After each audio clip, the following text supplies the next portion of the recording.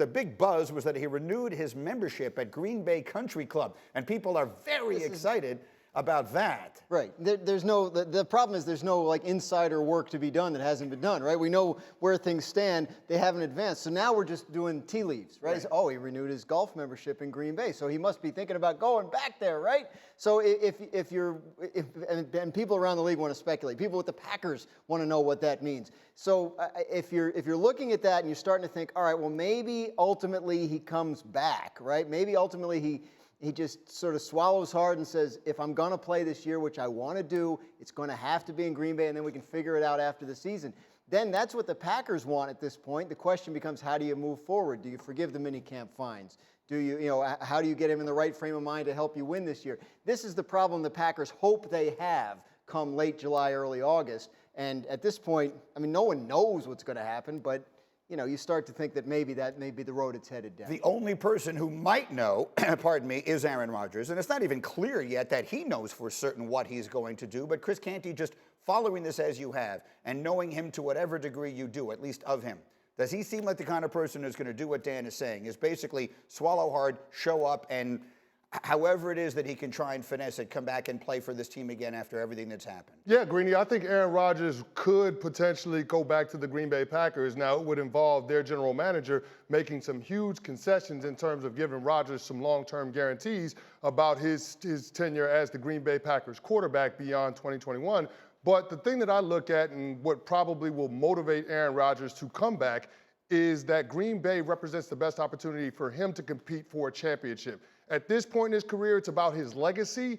And when you start talking about the greatest quarterbacks of all time, most of those guys have multiple championships. Joe Montana, multiple championships. Tom Brady, Peyton Manning, etc. So if Aaron Rodgers wants to be vaulted into that conversation, then he's going to have opportunities to compete at the highest level. I think Green Bay is the landing spot that gives him the best chance to do that. That's fair. And so you're talking about what the GM might do. Let's bring our GM into the conversation on that thought. Mike Tannenbaum, if you're the GM in Green Bay, what are you doing right now?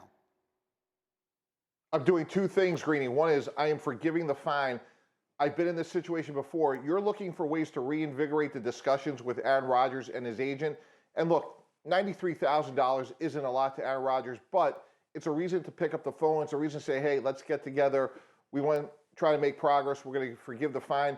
And importantly, the other thing I'm doing, and the verb here is important, I am scouring for alternatives, because if I'm the Packers, the worst case scenario is not losing Aaron Rodgers.